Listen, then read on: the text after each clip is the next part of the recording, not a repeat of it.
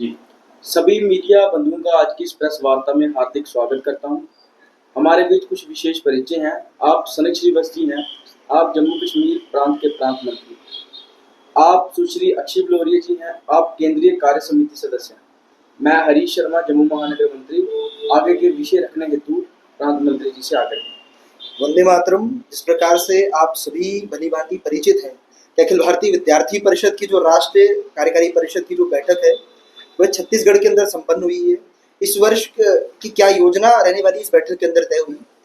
आने वाले समय के अंदर अखिल भारतीय विद्यार्थी परिषद क्या अभियान लेने वाली है और इस बैठक के अंदर क्या प्रस्ताव अखिल भारतीय विद्यार्थी परिषद ने पारित किए, मैं आपके माध्यम से साझा करना चाहता हूँ कि एक प्रस्ताव जो कोचिंग इंस्टीट्यूट जो चलाए जा रहे हैं, जो सरकार द्वारा जो तय मापदंड हैं उनकी धज्जियां उड़ाकर जो कोचिंग इंस्टीट्यूट चलाए जा रहे हैं, इनको लेकर सरकार को नीति, कठोर नीति लेकर आए, ऐसी मांग इस प्रस्ताव के अंदर की गई है। एक प्रस्ताव जो हमारे विश्वविद्यालय और हमारे जो एनआईटीज और आईआईटीज हैं, वहाँ के जो डायरेक्टर्स हैं जिनकी काफी देर से जिनका जो नियुक्ति है वो लंबित है, उस विषय को लेकर भी अखिल भारतीय विद्यार्थी परिषद ने मांग की है कि इन पोस्टों को जल्द से जल्द भरा जाए, क्योंकि एक वाइस चांसलर और एक डायरेक्टर की जो पोस्ट है वो सिर्फ एक एडमिनिस्ट्रेटिव पोस्ट नहीं है।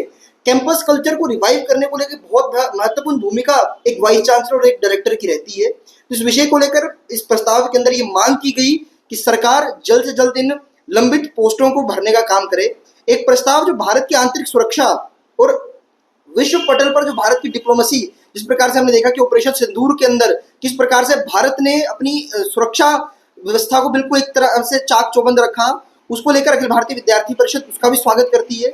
और किस प्रकार से कुछ राजनीतिक दल विश्वविद्यालयों को अपनी राजनीति, ओछी राजनीति का केंद्र बनाने का काम कर रहे हैं। जिस प्रकार से कुछ दिन पहले हम देखते हैं कि राहुल गांधी दिल्ली विश्वविद्यालय के अंदर घुसता है और वहां पर अपनी जातिवाद की राजनीति के बीज बोने का काम करता है, जिसका विरोध वहीं का विद्यार्थी करने का काम करता है।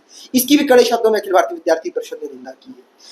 एक प्रस्ताव पारित किया गया जो ऑपरेशन सिंदूर और ऑपरेशन कगार, जिसके अंदर जो ऑपरेशन सिंदूर के अंदर और ऑपरेशन कगार के अंदर भारतीय सेना और भारतीय अर्धसैनिक बलों ने जो विभाजक शक्तियां हैं जो उन्हें ध्वस्त करने का काम जो किया और अपने शौर्य का प्रतीक ऑपरेशन सिंदूर को बनाने का काम किया। और ऑपरेशन सिंदूर एक ऑपरेशन ना होते हुए एक पॉलिसी के रूप में आने वाले समय के अंदर भारतीय सेना लेने वाली, इसका भी स्वागत अखिल भारतीय विद्यार्थी परिषद ने किया। आने वाले समय के अंदर हम लोग देखें, ये वर्ष वो अपने आप में बहुत महत्वपूर्ण है। अगर हम बात करें भगवान बिरसा मुंडा की, रानी अब्बक्का की, उनकी जन्म शताब्दी का 500वां वर्ष ये रहने वाला है। और उन ऐसे महापुरुषों को किस प्रकार से हम समाज के बीच में उनके अवगत करा सकते हैं, उसको लेकर भी अखिल भारतीय विद्यार्थी परिषद ने योजना बनाई।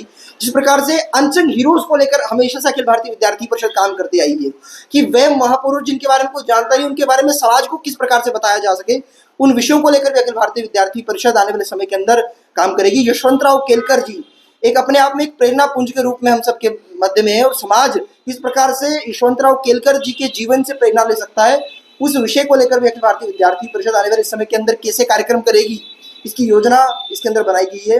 और आपातकाल के जो 50 वर्ष जो पूरे होने जा रहे हैं, इस लोकतंत्र के काले अध्याय को लेकर अखिल भारतीय विद्यार्थी परिषद इस काले अध्याय से समाज को, विद्यार्थियों को अवगत कराएगी कि किस प्रकार से उस समय के अंदर मीसाबंदी के तहत किस प्रकार से, चाहे विद्यार्थी परिषद के कार्यकर्ता हो, अन्य छात्र संगठनों के कार्यकर्ता हो, अन्य संगठनों के कार्यकर्ता हो, उन्हें किस प्रकार से यातनाएं देने का काम तत्काल प्रधानमंत्री और उस समय की सरकार ने करने का काम किया था।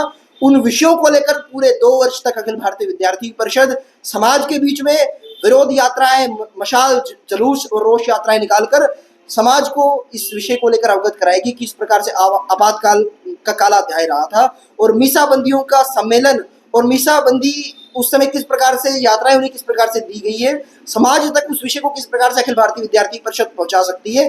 जैसे पॉडकास्ट के माध्यम से हम समाज के अंदर उसे ले जाने का काम करेंगे। जय